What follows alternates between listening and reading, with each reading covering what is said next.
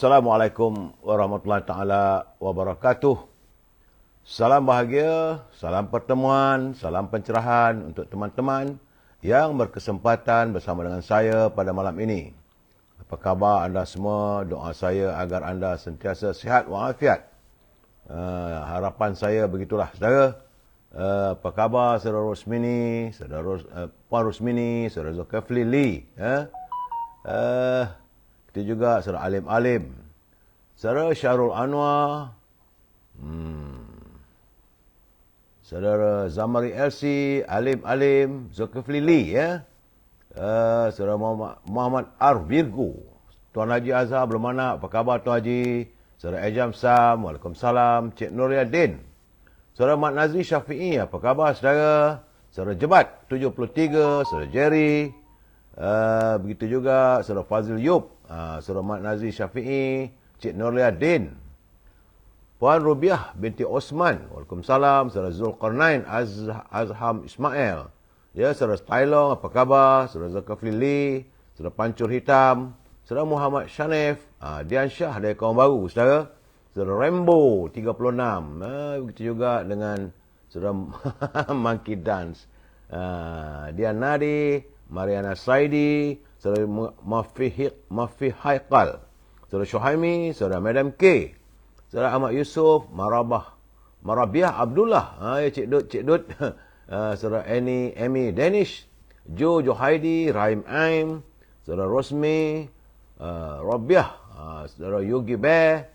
begitu juga Edi Ikmal, saudara Edi User, Adi Putra, salam dari Kuching, saudara Thomas Tan dari Singapura, Thomas, hampir dah dekat dengan Chinese New Year ni saudara. Saudara Ibrahim Cik Muda, saudara Rosmini dari Pontian, Johor, apa khabar Puan Rosmini? Begitu juga sebab Puan Rubiah Osman, Waalaikumsalam.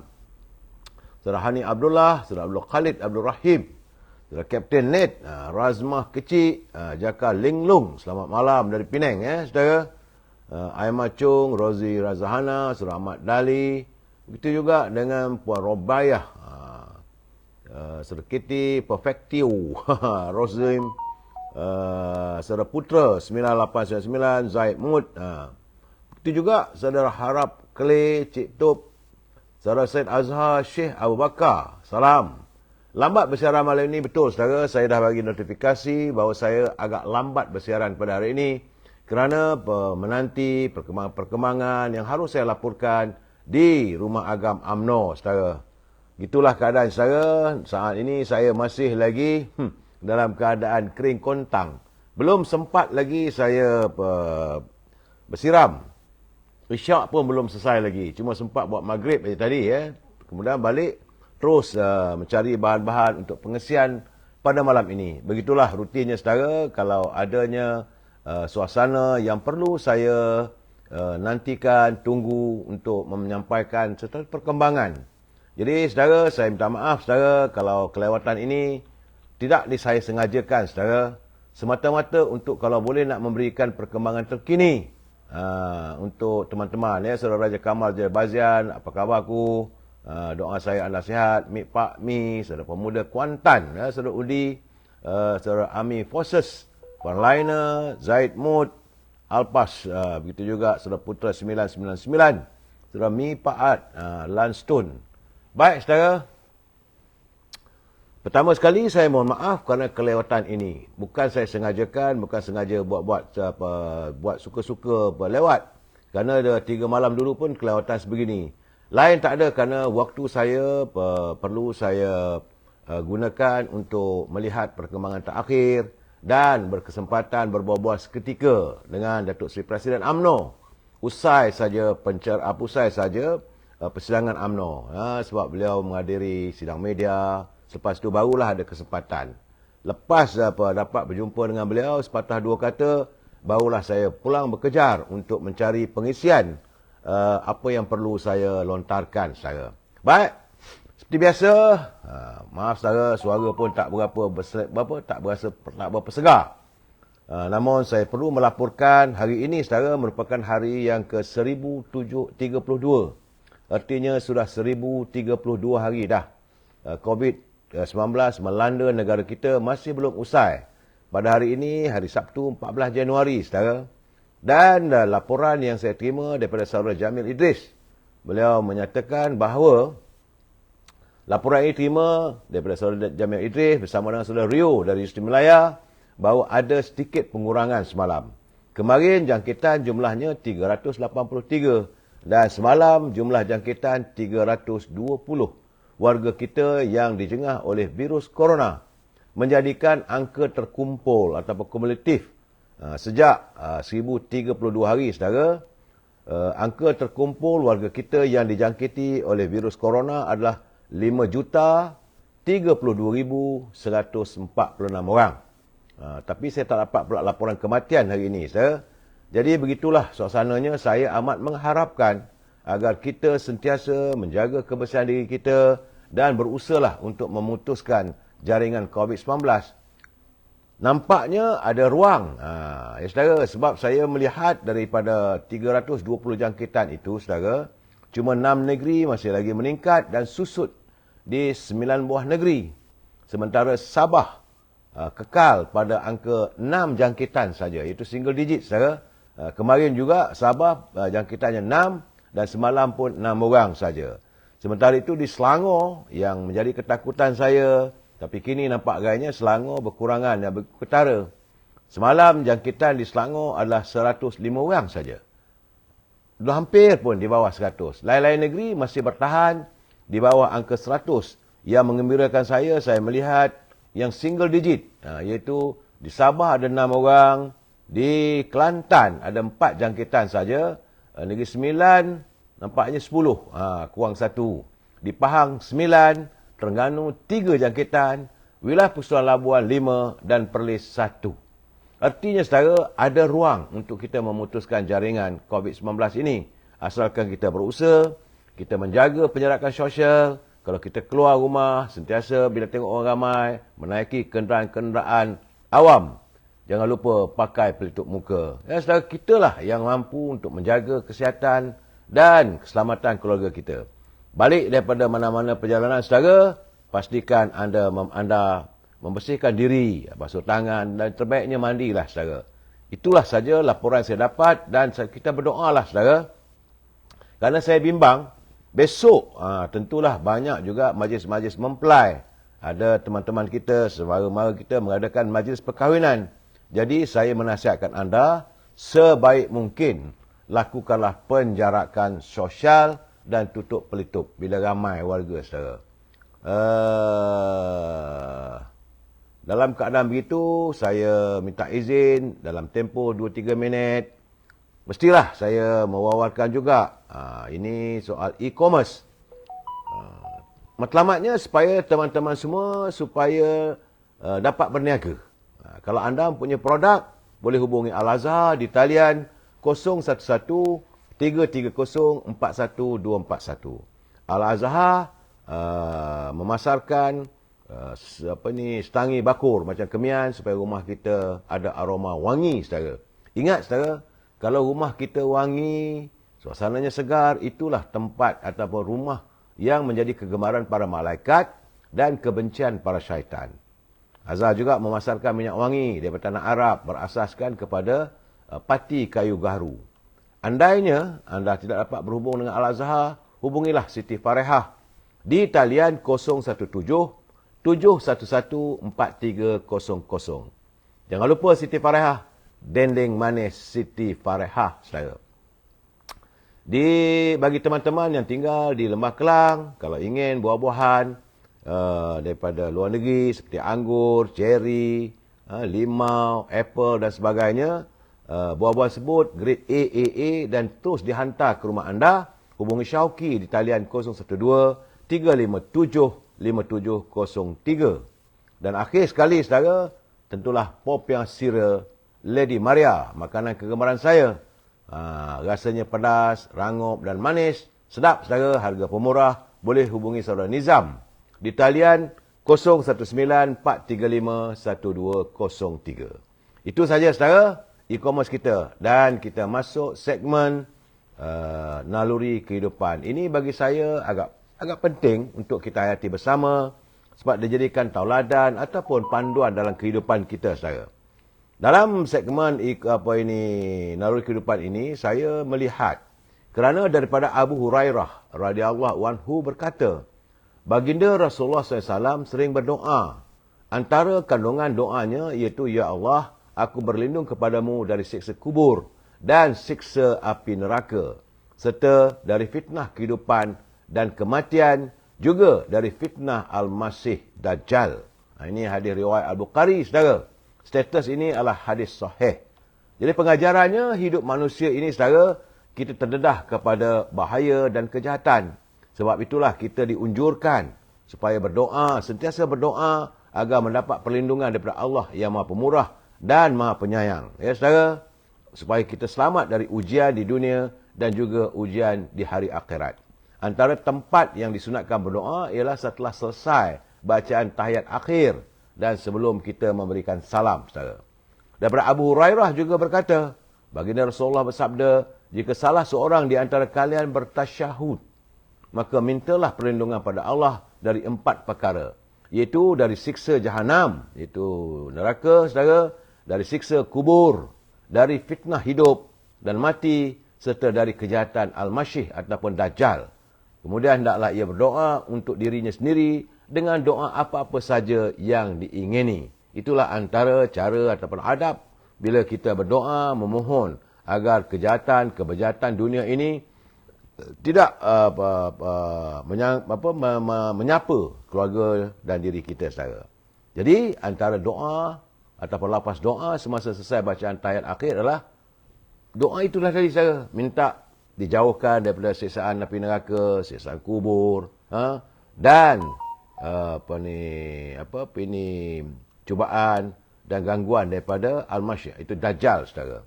Oleh itu, saudara, jangan lupa kita berdoa. Permintaan kita hanya pada Allah SWT saja.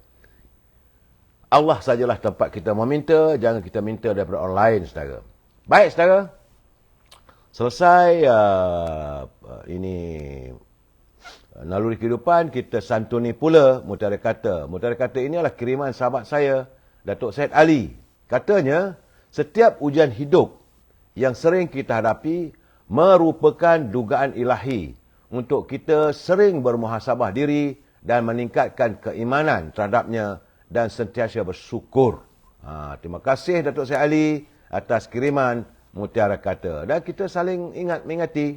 Sebab itu saya selalu mengingatkan anda, mengingatkan teman-teman, dan tidak lupa pencerahan saya akan bermula dengan peringatan kepada pimpinan negara supaya mereka janganlah berbelanja wang negara tanpa had, kerana kita bimbang dan khawatir andainya wang negara diberbelanjakan tanpa had, maka negara akan jadi muflis, saudara.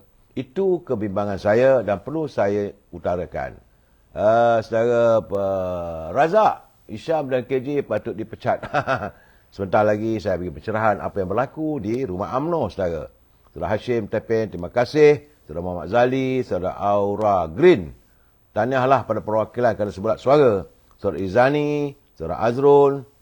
Saudara, hari ini adalah hari yang ke-41, saudara. Artinya sudah 41 hari kerajaan perpaduan diwujudkan yang berhasrat untuk menangani derita rakyat. Ini saya mesti membuat countdown. Saban hari kita mengira hari. Kita menghitung hari. Apakah sampai 100 hari nanti, impian, janji, harapan oleh Yang Amat Berhormat Perdana Menteri Datuk Seri Anwar Ibrahim dan juga pimpinan-pimpinan negara mencapai matlamat untuk menangani derita rakyat. Sama-sama kita tunggukan. Saudara, tinggal lagi lebih kurang dalam 59 hari lagi, saudara. Bicara kita malam ini tak banyak mana pun, saudara. Masih lagi berbicara persekitaran UMNO. Sebab itu saya pun belum mandi lagi, saudara. Minta maaf. Kalau berbau dalam live ini, jangan salahkan orang lain. Tentulah daripada badan saya lah gamaknya, saudara. Saudara Zakri, saudara Zakri, barang pun mahal, telur pun mahal, lagi stok pun tak ada. Itu keadaannya, saudara. Ini harus ditangani keadaannya, ya, saudara. Saudara Mamunah Syawal dari Port Dickson. Terima kasih. Baik, saudara. Sebelum meneruskan pencerahan malam ini, seperti biasa, saya harus menyantuni pantun Pak Nazil yang menghantar kiriman saban hari kepada kita. Beliau berkongsi pantun untuk menegur dan memberi kritikan pribadi, kritikan jiwa untuk kita hayati bersama. Kata Pak Nazil, lemak selangat goreng kelisa, sayur rampai, makan di kedai. Kemaruk sangat hendak berkuasa, sanggup sampai prinsip digadai.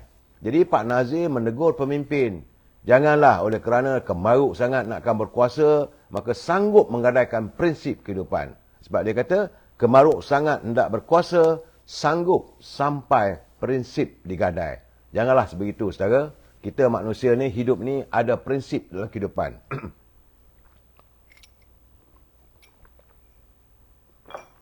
Tekak kering, badan panas. Tapi saya perlu menyantuni anda juga. Saudara. Sebab itu, apa yang saya minta daripada anda, tiada balasan RM1. Hanya like, share dan subscribe. Itu saja, saudara. Tanda anda berterima kasih ataupun anda bersetuju hadir dalam pencerahan saya. Saudara. Baik. Tambah Pak Nazir lagi, pagi-pagi hendak ke taman. Pergi tak jadi, anjing menyalak. Tidak rugi mengukir senyuman. Senyuman menjadi cerminan akhlak. Itu Pak Nazil mengingatkan kita tak rugi kalau kita sentiasa senyum. Tak rugi kalau selalu tekan like, share dan subscribe. Tak rugi, saudara. Tak ada kena bayaran apa pun. Malahan saya amat berterima kasih dan menyanjungi kemurnian jiwa anda, saudara. Dan Pak Nazir kata tak rugi kita mengukir senyuman. Senyuman menjadi cerminan akhlak. Terima kasih Pak Nazir atas kiriman pantun yang bagi saya cukup bernilai untuk kita hayati bersama. Teruskanlah berkarya Pak Nazil. Mudah-mudahan udara di Perlis itu mempertingkatkan lagi iltizam dan azam Pak Nazil untuk terus berkarya. Baik, saudara. Sebelum saya memberi pencerahan seperti biasa, kerana kadang-kadang ada yang sensitif dalam pencerahan saya ini. Jadi saya harap bagi mereka yang menyunting semula live saya ini dan dimasukkan dalam mana-mana channel secara live ataupun rakamannya, maka saudara-saudari yang melakukan suntingan harus bertanggungjawab atas setiap suntingan yang anda lakukan. Saya tidak bertanggungjawab sama sekali, saudara. Begitu juga dengan kiriman kata-kata dan sebagainya. Kerana, saudara, ini adalah pencerahan politik dan bermatlamatkan untuk sekadar memberi informasi.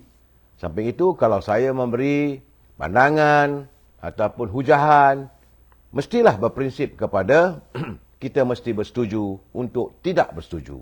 Andainya itu prinsip kita, mudahlah kehidupan kita ini. Kalau anda tak bersetuju, anda nak marah dengan saya, itu tak adil. Tak bersetuju, okey. Bersetuju pun okey. Kita mesti bersetuju untuk tidak bersetuju. Kalau rasa tak senang, boleh hantar tulisan, hantar kiriman pada saya untuk kita saling berbicara. Tapi pokoknya, saudara, gunakanlah bahasa-bahasa yang harmonis. Kerana kita adalah warga cinta damai yang sentiasa harmonis sifatnya, saudara. Jangan menggunakan bahasa-bahasa yang celupar, saudara. Lain tak ada bagi saya. We must agree to disagree. Legalah fikiran kita, saudara. Sebagaimana yang saya katakan, saudara, hari ini adalah hari yang ke-41. Menangani derita rakyat. Dapatan saya sehingga saat ini, harga barangan di pasar.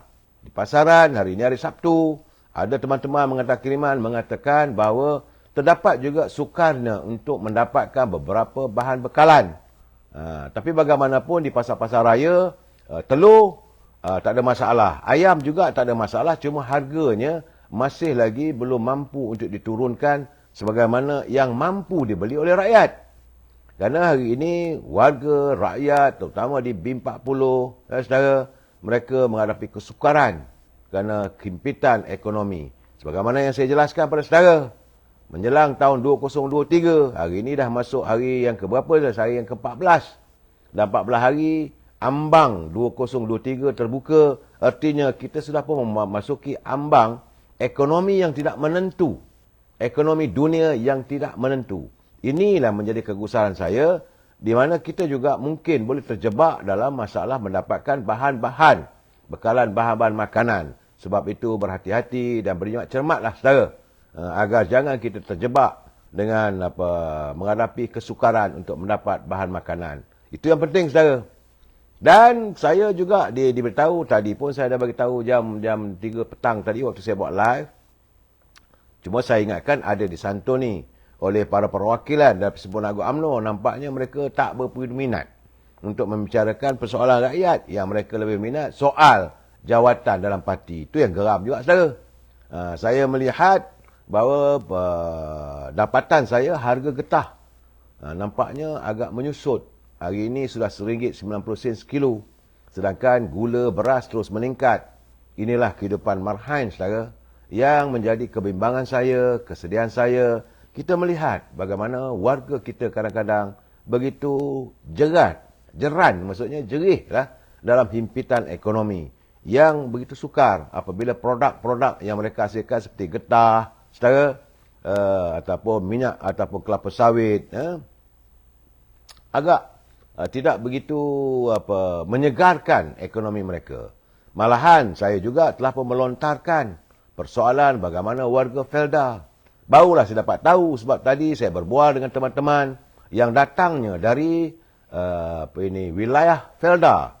Rupanya peneroka Felda mereka tidak mengetahui berapakah jumlah hutang sebenar kerana tidak ada penyata akaun yang tuntas yang dihantar pada setiap peneroka.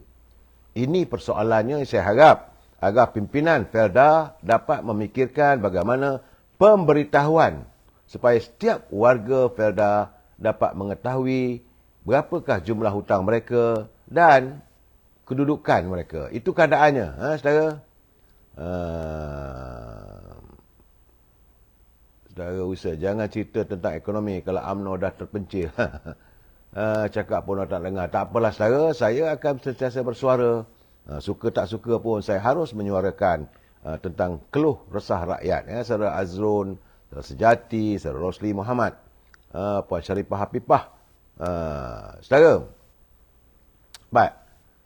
Dan saya melihat bahawa rupa-rupanya dalam kenyataan yang bawa Perdana Menteri Datuk Seri Anwar Ibrahim, beliau secara jelas dan nyata memberitahu bahawa terdapat banyak kecurangan. Terlalu banyak kecurangan yang dilakukan oleh pemimpin terdahulu. Ini semua selepas beliau menyemak fail-fail yang dihantar. Sebab beliau sekarang ni jadi Perdana Menteri, di samping itu menjadi Menteri Kewangan. Setelah disemak katanya, terdedahlah penemuan banyak kecurangan yang keterlaluan dilakukan. Ini semua selepas beliau menyemak fail-fail di Kementerian Kewangan. Jadi selaku Menteri Kewangan katanya, urusan untuk menyiasat kecurangan yang keterlaluan tersebut bagaimanapun bukan urusan beliau. Benar. Beliau selaku Menteri Kewangan cuma boleh memberitahu. Bukanlah nak mengarah. Kerana untuk menyiasat bukan urusan beliau, tapi ini pastilah akan diserahkan kepada Suruhanjaya Pencegah Rasuah ataupun pihak berkuasa, pihak polis, pihak lembaga hasil dalam negeri dan sebagainya, saudara. Jadi, urusan saya, kata Dr. Anwar Ibrahim, adalah untuk menetapkan dasar dan menegakkan prinsip ketulusan serta kebertanggungjawapan. Itu menurut kenyataannya dalam hantaran di media sosial, di mana beliau begitu terperanjat. Rupanya banyak sangat ketempangan dalam pengurusan. Yang menurutnya beliau mahu, sebab itulah katanya beliau mahu agar setiap penjawat awam faham bahawa keterlanjuran itu tidak harus berterusan. Dan bukannya untuk mencerca siapa, tapi harus berpakat di kalangan semua kaki tangan kerajaan dan rakyat menjaga kepentingan warga kita, saudara. Jadi sebab itu, Datuk Anwar Ibrahim menyatakan beliau memulakan budaya kesederhanaan dari atas, kerana beliau memikirkan tidak adil untuk beliau terus menyegah pejabat daerah atau negeri, tapi di peringkat persekutuan budaya itu terus kekal dalam keadaan yang bobrok. Sebab itu saya dah jelaskan, saudara, era kepimpinan Datuk Anwar Ibrahim kali ini mungkin ada pihak-pihak yang akan merasakan sukar kerana beliau mengutarakan hala tuju, hala cara kepimpinan negara tidak dalam keadaan yang lavish ataupun bermewah-mewah, sebaliknya dengan penuh kesederhanaan. Dan sebab itulah beliau berharap agar semua rakyat, semua kakitangan kerajaan menghormati pilihan yang telah dilakukan oleh rakyat pada pilihan raya umum ke-15 lalu. Dan hentikanlah, katanya, sentimen politik yang keterlaluan serta merosakkan negara. Itu harapan Datuk Seri Anwar Ibrahim. Jadi saya merasakan itu adalah peringatan dan amaran awal daripada seorang Perdana Menteri. Besar kemungkinan banyak lagi siasatan yang bakal terdedah. Dapatan saya, memang ada beberapa siasatan yang sedang berjalan.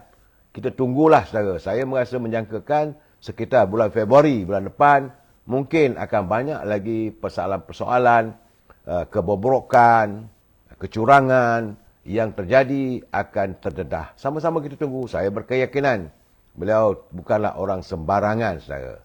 Dan dengan adanya keputusan daripada persidangan UMNO tadi, ia merupakan satu keputusan yang di mana keputusan itu tidak lagi ada pertandingan dua jawatan Presiden Parti itu. Ia pastilah, kata banyak orang pihak merasakan bakal memperkukuhkan kerajaan perpaduan Datuk Seri Anwar Ibrahim. Tetapi pada masa yang sama, masalah dalam UMNO akan berterusan berlanjutan. Ini pandangan para penganalisa. Menurut saudara Ibrahim Sofian dari Merdeka Center, dia berkata pemimpin UMNO di bahagian mungkin bersetuju dengan keputusan tersebut. Tapi ahli akar umbi mungkin berfikiran sebaliknya. Mungkin pemimpin bahagian boleh menerima kerana mereka setia pada Presiden. Itu Yang Amat Berhormat Datuk Seri Ahmad Zahid Hamidi dan pemimpin lama dalam parti. Tapi mungkin bagi ahli biasa, mereka mungkin mengambil masa sedikit untuk menerimanya. Itu demikian pandangan para analisa politik, saudara. Jadi menurutnya, kesan segera keputusan itu adalah kerajaan Datuk Seri Anwar Ibrahim mempunyai peluang yang lebih baik untuk bertahan selepas pemilihan UMNO yang mesti diadakan sebelum 19 Mei ini. Saudara, ini disebabkan banyak orang mengatakan seandainya jawatan Presiden UMNO beralih tangan, maka besar kemungkinan akan beralih juga ke pimpinan negara. Sama kita tahu mereka yang tak bersetuju dengan Datuk Seri Zahid Hamidi, tentulah mereka juga tidak bersetuju dengan Datuk Seri Anwar Ibrahim. Ini keadaannya. Tapi dengan keputusan tersebut, banyak pihak yakin bahawa ketenteraman akan tercerna dan kerajaan semakin mantap kepimpinannya dengan mewujudkan kestabilan politik, saudara. Jadi siang tadi sekitar jam 4:15 petang, banyaklah keputusan-keputusan yang dibuat dan akhirnya Perhimpunan Agung UMNO sebelum menutup tirainya telah pun mengambil keputusan. Sebagaimana yang saya katakan semalam, mereka telah pun menutup rapat. Rapat serapat-rapatnya pintu bagi jawatan Presiden dan Timbalan Presiden UMNO itu kekal di tangan Datuk Seri Zahid Hamidi bersama dengan Datuk Muhammad Haji Hassan. Jadi, ruang untuk Datuk Seri Syamuddin, Datuk Seri Khairi Jamaluddin, mahupun kalau mungkin Datuk Seri Sabri berhasrat untuk bertanding, sudah tidak ada. Untuk dalam tempoh 3 tahun ini, saudara, dan dalam politik, saudara, kalau anda tercicir daripada arus politik, maka seringkali anda akan tercicir seterusnya. Ini keciciran ini bukan kerana tuduhan, bukan kerana anda terinaya, tapi jika ahli-ahli yang menyingkirkannya, saudara. Sebab itu saya dengar tadi, saya melihat apabila mau diadakan pengundian, saya menjangkakan mungkin ada undian sama ada angkat tangan ataupun undian secara sulit. Namun pengurusi tetap UMNO Malaysia, Tan Sri Badarudin, bila dia buka saja, selesai saja ucapan pembawa-pembawa usul yang meminda sedikit dari usul asalnya. Ini usul baru, selain daripada dua usul yang saya katakan, usul meminda tata susila perlaku ahli yang boleh dipecat sebagai ahli UMNO, dan kedua, kedudukan tahap perwakilan bagi Persidangan Agung UMNO, itu secara otomatis ketua penerangan daripada bahagian-bahagian juga akan berstatuskan perwakilan Dan ada tambahan yang dibawa oleh wakil daripada UMNO bahagian Rembau. Dia kata dia menambahkan lagi sedikit usul itu, iaitu agar jawatan Presiden dan Timbalan Presiden tidak ditandingi. Jadi selama 2 hari, saudara, para perwakilan membahaskan pro dan kontranya. Ada yang setuju, ada yang tak setuju, ada yang memberi alasan, ada yang mengatakan bahawa kalau tak ada pertandingan, maka tiada demokrasi. Ada yang mengatakan cuma untuk 2 jawatan saja, sedangkan jawatan lain masih lagi dibuka. Apakah itu tidak menggambarkan bahawa UMNO masih mengamalkan demokrasi? Itu persoalan yang dibangkitkan, yang saya tengok unjuran ataupun intipati pada ucapan. Tidak mahu menunjuk jari pada sesiapa. Namun sepanjang pembicaraan sebut ataupun perbahasan usul itu, banyaklah juga disentuh tentang isu pengkhianatan terhadap parti, isu bagaimana berlakunya sabotaj warga UMNO terhadap calon-calon daripada UMNO Barisan Nasional dalam musim pilihan raya lepas, isu kenapa UMNO tidak diterima oleh rakyat, isu bagaimana kita berhadapan ataupun UMNO berhadapan dengan serangan dari dalam dan dari luar. Artinya sepanjang persidangan UMNO selama 2 hari, maka pimpinan dapat ataupun didedahkan bahawa bukan sahaja serangan yang dialami oleh UMNO itu datang dari luar, rupanya ada juga dari dalam. Artinya, apa yang dilontarkan oleh Presiden UMNO itu menjadi kenyataan. Bagaimana adanya gunting dalam lipatan, adanya ahli-ahli UMNO yang bersikap telunjuk lurus, kelingkingnya berkait, ataupun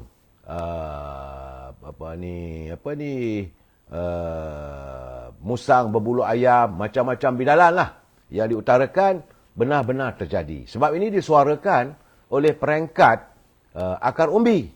Perwakilan, mewakili bahagian, mewakili ahli-ahli peringkat akar umbi.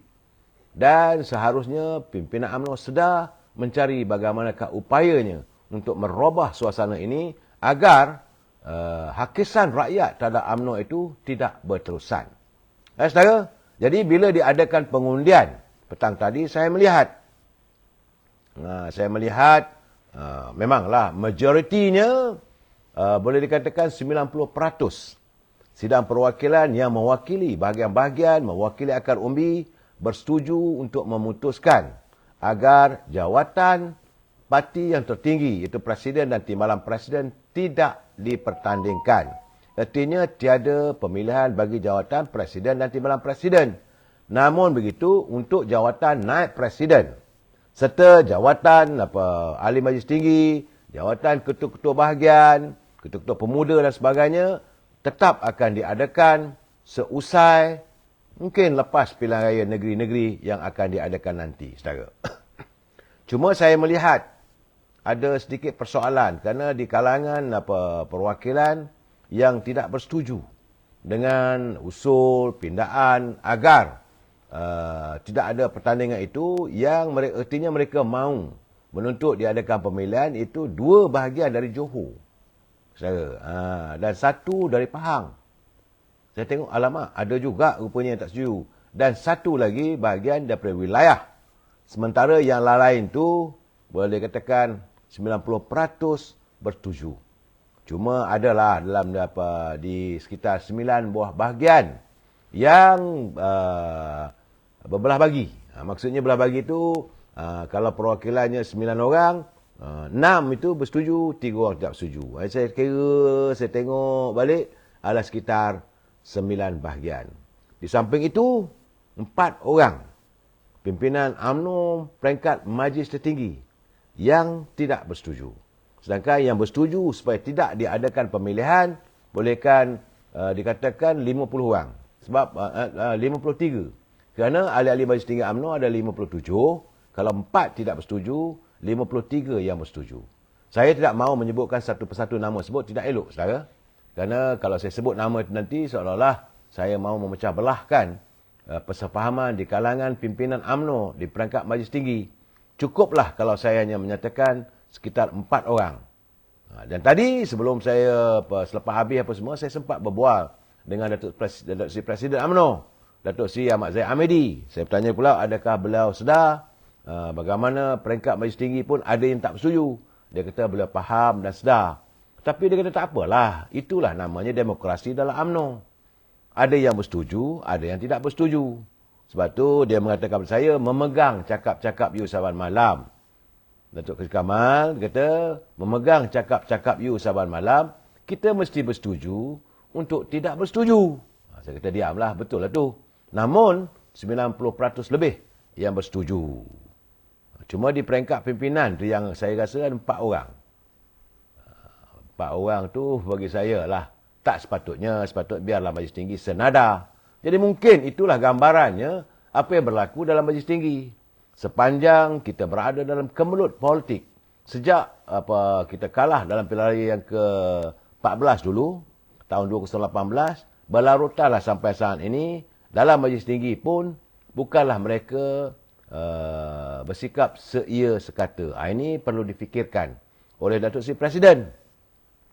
Kerana kita berpegang pada prinsip, bulat air kerana pembentung, bulat manusia kerana muafakat. Apakah dalam Majlis Tinggi UMNO tiada sekata, tiada sepakat. Dan benda ini dilihat oleh setiap perwakilan.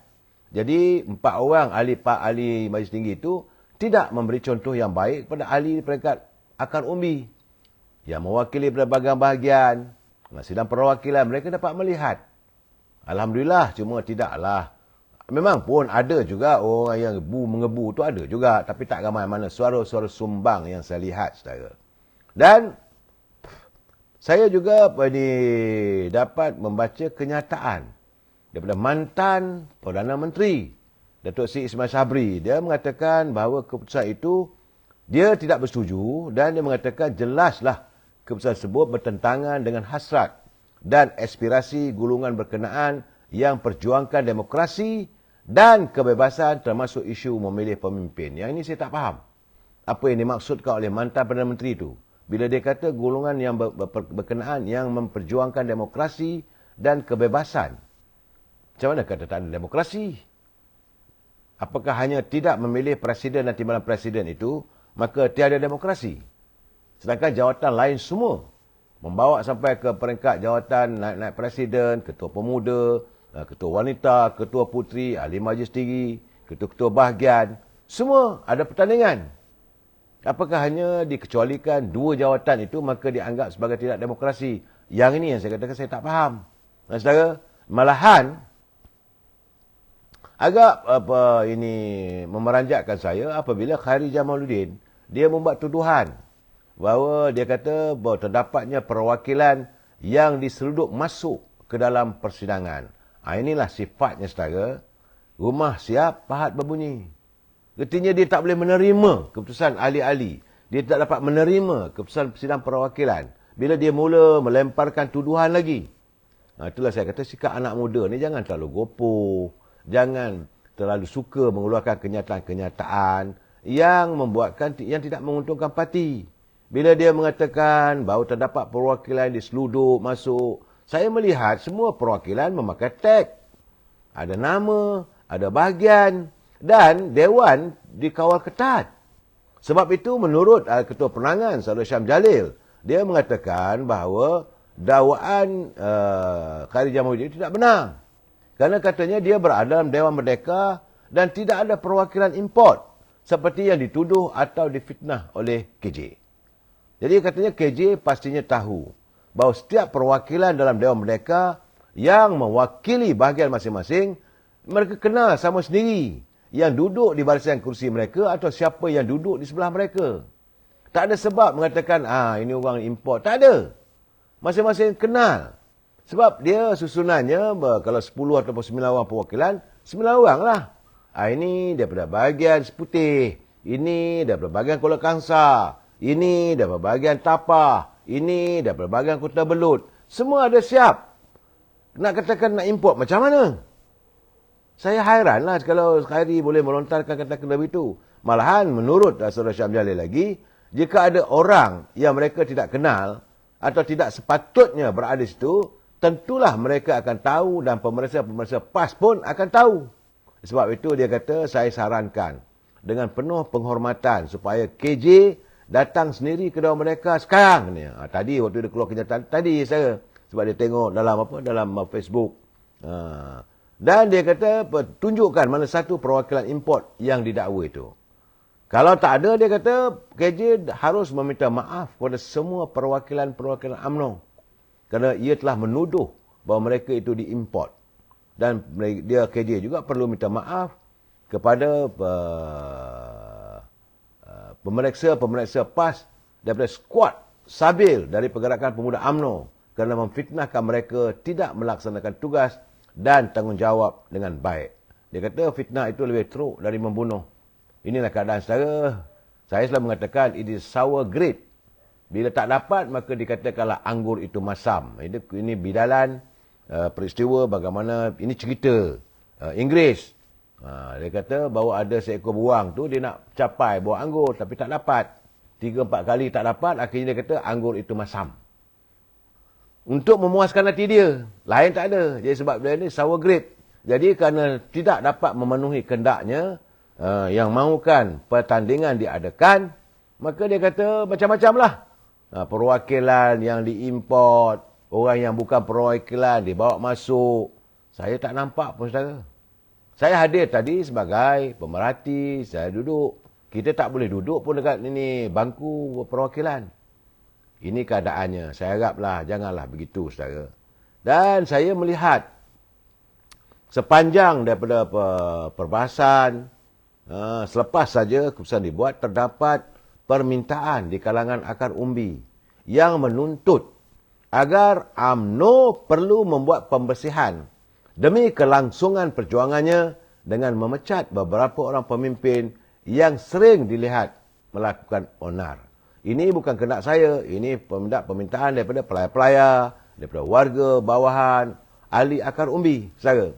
Sebab itu tadi, selain daripada berbual dengan Yang Amat Berhormat Perdana Menteri, saya juga sempat berbual dengan pengurusi Biro Disiplin, Datuk Harul Nizam.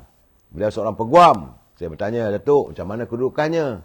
Sebab ahli-ahli peringkat akar umbi nak tahu apakah Biro Disiplin telah pun melaksanakan tugas dan tanggungjawab. Secara berterus terang beliau mengatakan memang ada aduan, memang ada siasatan dan pihaknya. Memang biasalah sebab dia seorang peguam, saudara. Tentulah dia akan membuat keputusan Biro Disiplin itu mengikut peraturan, ala cara. Dia kata memang lambatlah sedikit. Janganlah nak marah. InsyaAllah dalam waktu terdekat Biro Disiplin akan mengeluarkan kenyataan siapakah ahli-ahli yang dilihat telah pun melanggar perlembagaan dan dalam keadaan itu tentulah mereka wajarnya dipecat daripada ahli UMNO.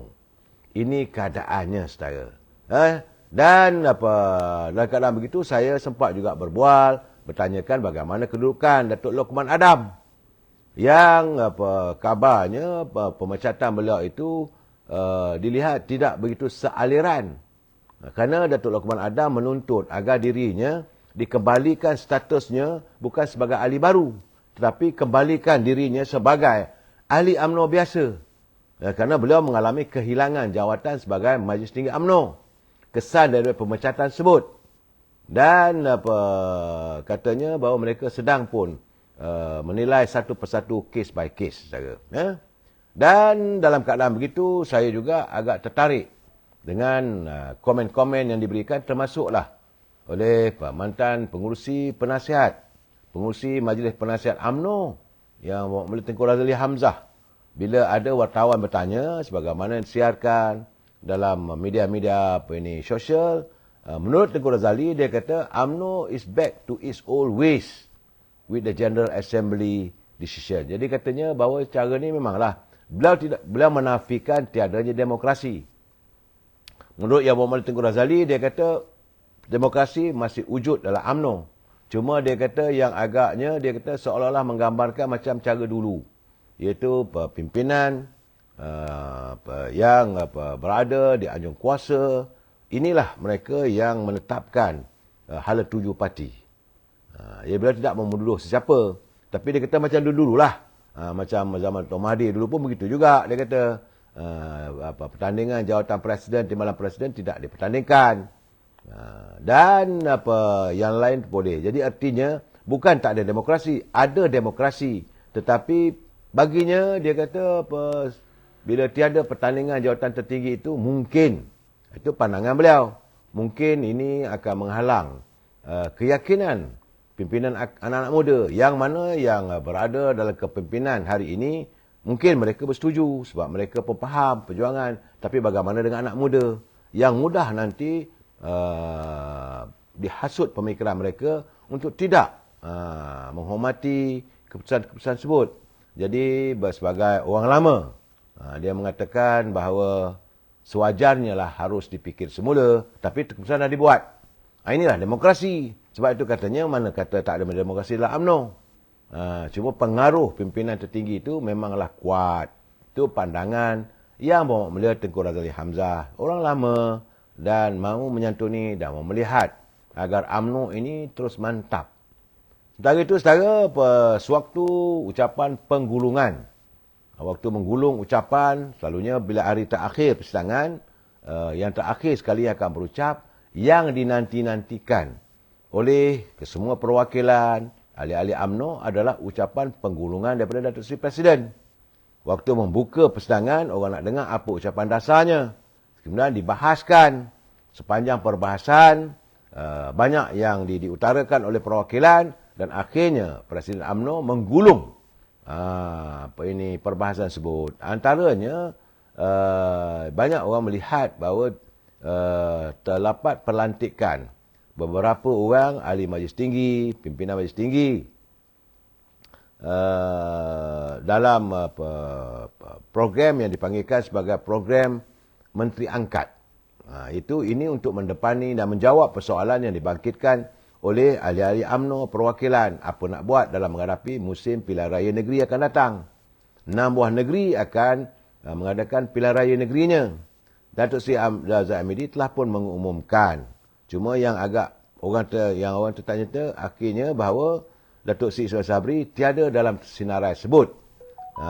Sebaliknya, yang Amat Berhormat Presiden memberikan kepercayaan kepada 2 naib presiden yang lain, di mana Datuk Seri Muhammad Khalid Nordin yang juga Menteri Pengajian Tinggi dilantik menjadi Menteri Angkat bagi negeri Terengganu. Manakala Datuk Seri Mahathir Khalid juga sebagai naib presiden dilantik sebagai Menteri Angkat ataupun pemimpin untuk menjaga negeri Kedah. Ini negeri yang akan mengalami pilihan raya negeri nanti, saudara. Bagaimanapun ketika ini Datuk Seri Mahathir bukanlah anggota kabinet. Kerana beliau kalah dalam pilihan raya di kawasan Parlimen Padang Trap. Timbalan Presiden UMNO Datuk Muhammad Hassan diberi kepercayaan untuk menjaga sebagai Menteri Angkat bagi Negeri Sembilan. Beliau adalah selaku Menteri Pertahanan. Sementara itu, Siswa Agung Barisan Nasional Datuk Dr. Zamri Abdul Kadir pula menjadi pilihan Datuk Seri Zahid Hamidi sebagai pengelola untuk negeri Kelantan. Manakala ahli Parlimen Penggerang, iaitu Menteri Jabatan Perdana Menteri yang jaga haiwan undang-undang, Datuk Azalina Osman Said akan mentadbir ataupun menjadi Menteri Angkat bagi negeri Pulau Pinang. Ya, saudara. Sementara itu, bekas Menteri Kewangan Tengku Zafrul Abdul Aziz pula akan menjadi Menteri Angkat bagi negeri Selangor. Tersebut diumumkan oleh Datuk Zahid sewaktu menggulung perbahasan. Jadi semua senarai tersebut telah dikeluarkan adalah untuk menjawab persoalan yang dibangkit oleh para perwakilan. Cuma bila tiadanya nama-nama seperti Datuk Seri Ismail Sabri, banyak orang membuat andaian macam-macam lah. Bagi saya, Datuk Ismail Sabri pun bukan menteri. Kalau nak jadi argumennya pun mungkin pelantikan Datuk Mahathir Khalid sajalah. Itu saja bezanya, saudara. Baik. Satu yang agak menarik saya sepanjang persidangan kali ini adalah kehadiran, iaitu anak sulung lelaki Datuk Seri Najib Tun Razak. Itu saudara Muhammad Nizar Najib. Beliau mewakili UMNO Pahang, UMNO bahagian Pekan. Selaku Ketua Pergerakan Pemuda, beliau mewakili UMNO bahagian Pekan dan sempatlah kita bertanya khabar, bagaimana keadaannya. Semua orangnya very soft spoken, saudara. Saudara Datuk Nizar Najib ini dia macam bapaknya. bukanlah gelojoh dalam buat kenyataan, terburu-buru. Tidak, orangnya agak soft spoken macam bapaknya. Dia kata dia berterima kasih kepada Presiden UMNO, Datuk Seri Zahid Hamidi, kerana menekankan agar Datuk Seri Najib Tun Razak mendapat pembelaan seadilnya. Ini rasa hati seorang anak, saudara. Begitu juga apabila katanya bila kita mendengar kenyataan Datuk Seri Zahid apabila fenomena bosku melanda negara, kelompok kecil di kalangan kita ada yang menadakan ataupun mempertikaikan jasa bakti Datuk Seri Zahid, Datuk Seri Najib. Malahan isu kluster mahkamah diulang-ulang walaupun kita tahu ia adalah pendakwan politik dan pendakwa yang terpilih. Jadi Datuk Seri Nizam menyampaikan rasa terharu keluarga mereka, khususnya Datuk Seri Najib atas keprihatinan Presiden UMNO melalui Perhimpunan Agung UMNO kali ini. Beliau berkata bahawa Datuk Seri Najib sepatutnya yang akan mendapat keputusan berhubung permohonan prosedur untuk semakan kehakiman berkaitan kes beliau di mahkamah pada 19 Januari nanti. 19 bulan bermakna hari ini 14, 15, 16, 17, 18, 19. Ahad, Isnin, Selasa, Rabu, Khamis. Hari Khamis minggu depan. Datuk Najib memohon agar panel hakim dapat mempertimbangkan tentang keputusan yang dibuat. Sebab itu diadakan judicial review. Dalam keadaan ini yang menariknya, saya nampak pemuda tidak menyahut. Wanita juga tidak menyahut. Tetapi kecekalan, keberanian Ketua Pergerakan Puteri UMNO, iaitu Datuk Zaidah Zarek Khan, selaku Ketua Puteri, beliau telah dengan tegas bertanya, jikalah kononnya banyak pihak benci pada korupsi, kenapakah kes rasuah yang melibatkan Gubernur Bank Negara masih belum didakwa? Wah, saya kata berani Ketua Puteri ini. Ini katanya adalah memalukan siapa yang mahu jadi jago yang membencikan rasuah dan korupsi. Seperti Dr. Mahathir dan Datuk Seri Anwar Ibrahim sendiri katanya. Jadi Ketua Puteri UMNO, Datuk Zaidah Zarek dengan tegas mahukan jawapan kepada kes rasuah terbesar itu. Siapa penghalang kes tersebut dibuka? Jadi katanya berkokok serupa ayam jantan atas reban. Namun bila bab korupsi seperti ini yang membabitkan puak-puak pro Mahathir, semuanya terdiam sepi. Jadi apa-apa pun saudara, kes ini akhirnya masih lagi menjadi persoalan. Tahniah saya ucapkan kepada Ketua Pergerakan Puteri yang berani melontarkan persoalan-persoalan yang menyangkuti soal prinsip kehidupan. Cuma bila kita bercakap soal pemilihan, persetujuan semua, saya agak terkejut juga apabila Datuk Seri Jamal Yunos beliau menyatakan bahawa selaku Ketua Bahagian Sungai Besar, beliau membilas kenyataan yang dikeluarkan oleh Khairi Jamaluddin yang mengatakan petugas PAU telah mencabut tanda nama di kerusi-kerusi dalam Dewan. Jadi menurut KJ, perbuatan tersebut adalah untuk memudahkan mereka yang bukan perwakilan masuk untuk menyokong usul-usul yang telah dibentang. Ini tak logik. Jadi Jamal juga maklumkan mengenai kejadian Bu. Semalam adalah juga 2-3 orang Bu apa semua. Adalah satu perkara yang telah dirancang oleh mereka yang melakukan perbuatan itu untuk mendapat bayaran. Pula dah. Ini bukan perkara kecil. Dan saya harap agar pimpinan UMNO, Biro Disiplin dapat melihat kerana masih lagi terdapat elemen.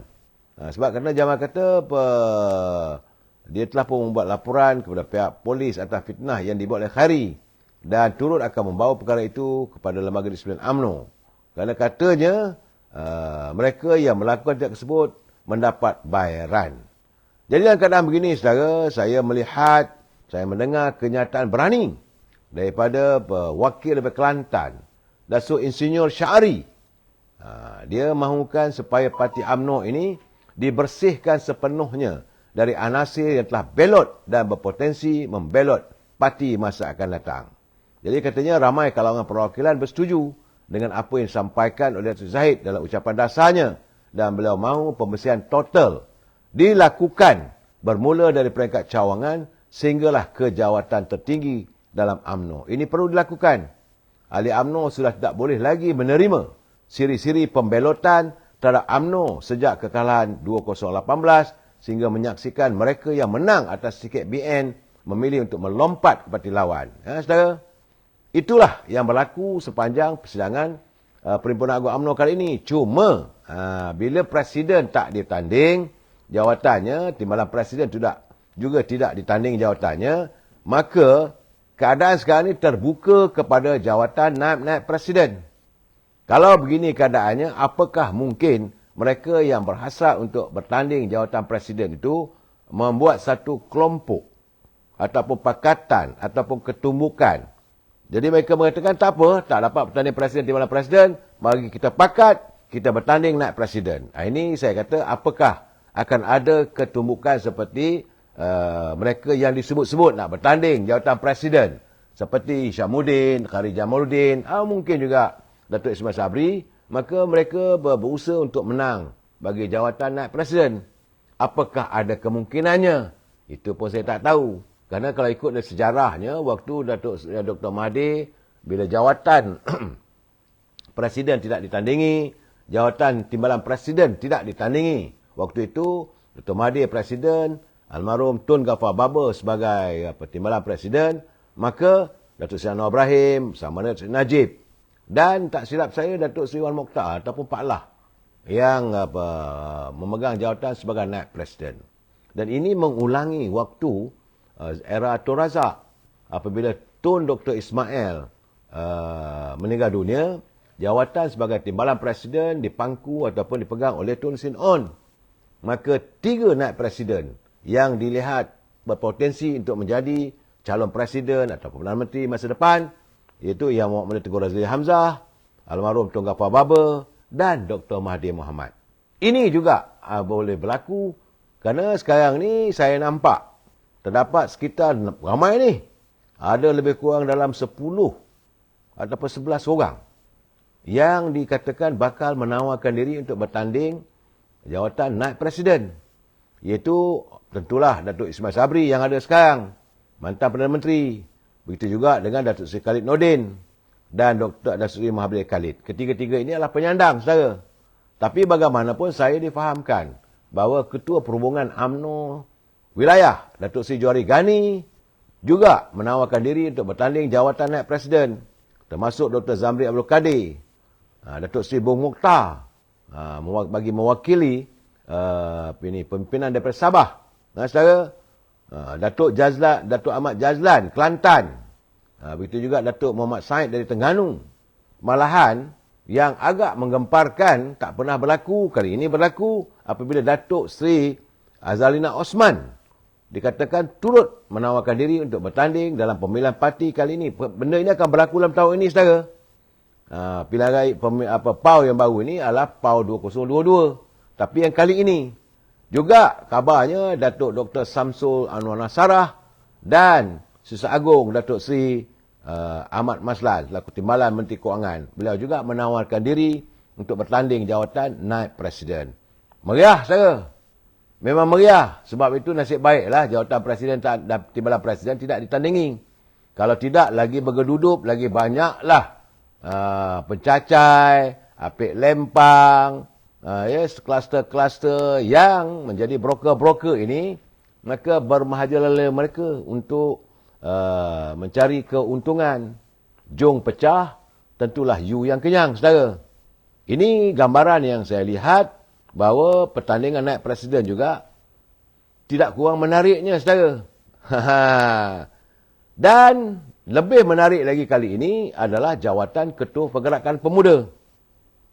Ini disebabkan oleh kenyataan yang bahagia Datuk Seri Dr. Ashraf Wajdi mengumumkan beliau tidak lagi bersedia untuk meneruskan jawatan sebagai Ketua Pemuda. Apakah beliau juga akan bertanding sebagai naib Presiden? Kerana lazimnya budaya UMNO ni daripada Ketua Pemuda dia akan merangkak pergi ke naib Presiden. Maka artinya 12 orang bertanding naib Presiden. Jawatan Ketua Pemuda pun nampak gayanya ramai, saudara. Masing-masing membawa era macam-macam. Tapi sekadar untuk mengimbau seketika, saudara, jawatan Ketua Pergerakan Pemuda Tun Sin On adalah Ketua Pemuda yang pertama.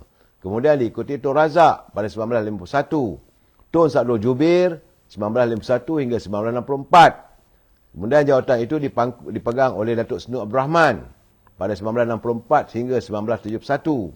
Selepas itu almarhum Datuk Harun Idris pada 1971 hingga 1976 sebelum beliau diseret ke mahkamah dan disumbat ke dalam jeruji besi, dan tempat beliau diganti oleh almarhum Tan Sri Syed Jaafar Albar, pegang selama setahun 1976 hingga 77. Lepas itu dimenangi oleh Datuk Haji Syuami Kamarudin, anak saudara Datuk Harun, 1977 hingga 1982. Semua ini akan saya ulas nanti saudara dalam hari-hari yang mendatang. Begitu juga pada 1982 sehingga 1987 jawatan Ketua Pemuda dipegang oleh Datuk Seri Anwar Ibrahim. Pada 1987 hingga 1993 dipegang oleh Datuk Seri Najib Tun Razak. Cuma pada 1993-1994 jawatan Ketua Pemuda dipegang oleh Tan Sri Rahim Tamici, yang akhirnya bila beliau tidak lagi mampu untuk mengekalkan jawatan tersebut, beliau terus hilang daripada radar politik negara. Saudara, kemudian 1994 hingga 1999 ia dipegang oleh Yang Amat Berhormat Datuk Seri Dr. Ahmad Zaid Hamidi. Pada 1999 hingga 2008 Datuk Seri Syamuddin, tahun 2008 hingga 2018 Khairi Jamaluddin, dan 2018 hingga saat ini adalah Dr. Ashraf Wajdi. Itu kedudukan Ketua Pemuda. Saya dipahamkan bahawa terdapat lebih kurang 6 orang calon-calon yang akan menawarkan diri untuk bertanding jawatan selaku Ketua Pergerakan Pemuda. Iaitu pertama sekali saudara Syaril Hamdan, iaitu mantan Ketua Penerangan. Kemudian Arman Hazhar, Ketua UMNO Bagan Subang. Saudara Akmal Saleh, Dr. Akmal Saleh dari Melaka. On Hafiz, Menteri Besar Johor. Beliau juga berhasrat untuk bertanding jawatan sebagai Ketua Pemuda. Begitu juga dengan mantan Timbalan Menteri Kewangan daripada bahagian Paya Besar, Pahang, itu saudara Syahar Abdullah. Dan agak menarik sekali saudara, seandainya Datuk Lokman Adam dibenarkan memegang jawatan, saya difahamkan beliau juga berminat untuk bertanding jawatan selaku Ketua Pergerakan Pemuda UMNO Malaysia. Maka semaraklah pemilihan tahun ini. Sebenarnya pemilihan tahun ini. Jadi artinya saudara, bukan hanya jawatan Presiden Timbalan Presiden saja yang menggambarkan adanya demokrasi, ada atau tidak adanya demokrasi. Malah pertandingan naik-naik Presiden, pertandingan Ketua-Ketua Pemuda, pertandingan Ketua Puteri, Ketua Wanita, dan Barisan Majlis Tinggi UMNO yang akan saya ulas dari masa ke semasa saudara. Itulah yang dapat saya ulas untuk seketika berhubung dengan UMNO yang saya akan bicarakan malam-malam berikutnya. Mohon izin saudara, rasanya ada sedikit letih, dan saya harap kepada anda selamat berhujung minggu. Jumpa lagi malam esok. Seperti biasa 9:30 malam. Saya ucapkan wabillahi taufiq wal hidayah. Assalamualaikum warahmatullahi wabarakatuh. Selamat malam. Terima kasih.